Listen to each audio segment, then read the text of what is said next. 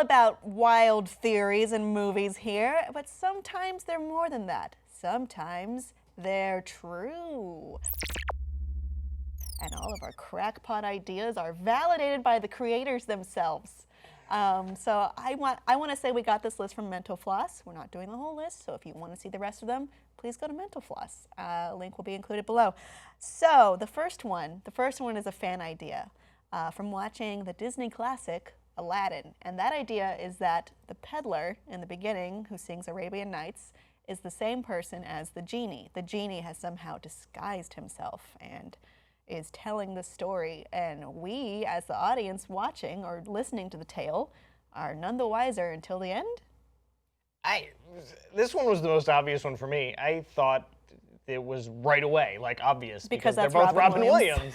And I know Robin Williams' voice. Even when I was a kid, I knew Robin Williams' voice. So when Robin Williams turns up as another character that I know will eventually be the genie, I thought they were the same person. They did this, I think sometimes cartoons with versatile voice actors, they, for economy's sake, they reuse the same actor. So it could have been one of those, like they played off this in Futurama before, where some guy who looked like Fry and kind of sounded like him from the future did turn out to be him, but we all thought it was just Billy West being a versatile actor. Like on The Simpsons too, Dan Castellaneta, Hank Azaria, Harry Shearer, they all play a lot of characters. There's so many reused voice actors on that show. There are Julie Kavner, Bart and Lisa. Sorry, I'm on the spot.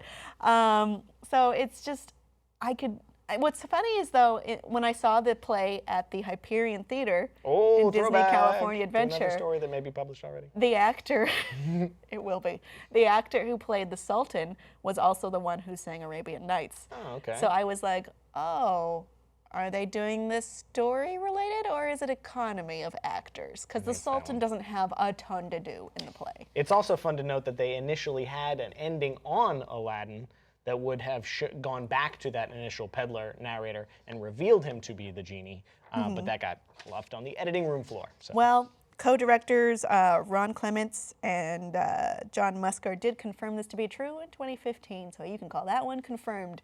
Not stealing from Mythbusters, please. Okay, so for the next one we have is also Disney, and it's the idea. Now, this is a wide-ranging idea, but we're going to stick to a core of it, which is that Frozen and Tarzan take place in the same universe. What? So their idea is that when the king and queen of Arendelle go out to sea on the ship, that they, this was, I don't know if you can call this confirmed, but it was said by Jennifer Lee and Chris Buck, who Chris Buck also directed Tarzan, that sure, this is what happened. The parents' trip was long. They gave birth to a baby boy on the ship, and they were shipwrecked, and they ended up in Africa.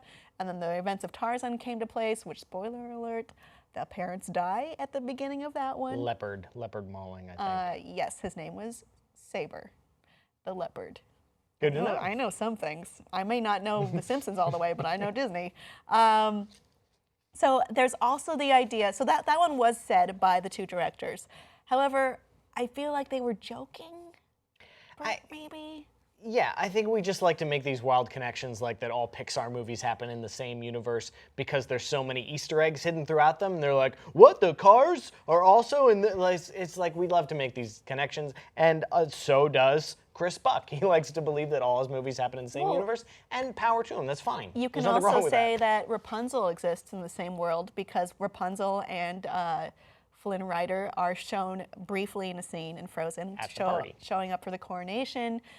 People think that the sunken ship is in The Little Mermaid, and that's the one that Ariel is exploring in the beginning. Why not? It could be. It depends where it sank, Africa or up in Scandinavia, which is where Little Mermaid would have taken place if we're following Hans Christian Andersen.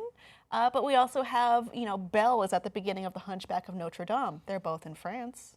Why not? So maybe there is this. Timelines don't exactly work out. I know they don't, but she's there, and we see. It's fun to speculate. The magic carpet has appeared. And the directors are happy to indulge you, apparently. We love it. Just give it to us. Nom nom nom nom nom. But there's. That's how I feel. please quote me on that. I said don't quote me on something earlier. But this is fine. This one I want. There's another theory, speaking of interconnected worlds, that all of Quentin Tarantino's films exist in the same universe. So we have movies like Inglourious Basterds, Hateful Eight, True Romance, Kill Bill, Dusk to Dawn, Reservoir Dogs, Pulp Fiction, all together in the same world, of which Tarantino has said, yeah, it exists, but it's actually two separate universes. Right. So there's a realer than real universe, to quote him, that all of the characters inhabit.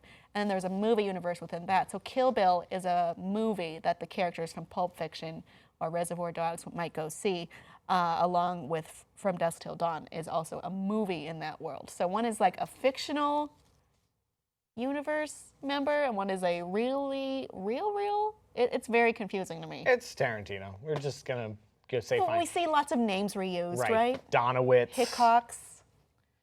Those two. Just the two. They're the only ones listed in the article. I'm sure there's others. Yeah, he crafts stories. He likes to connect them just like Chris Buck does. So great. Yeah. So I mean, that's not like a crazy theory. I think it's kind of cool. It's also Quentin Tarantino's theory. And it's also the director. It's not like a fan theory. He loves to talk about that. This is his oeuvre, his world. Yeah, that's a word. That's French and snooty. Speaking of snooty, no. There's some other ideas as well. I don't want to use them all, so let's skip to one that we have agreed that we like, which is matching your shirt. Yes. That is the Harry Potter universe. So come around the time of the Deathly Hallows, Hermione tells the story relays the story, this old story to Harry about the three brothers. The Percival brothers. And they're talking about these three brothers. One has the Elder Wand, he's the oldest. One gets the ring and to see his dead girlfriend, dead lover. And the last one gets the invisibility cloak, which Harry himself has inherited over the years.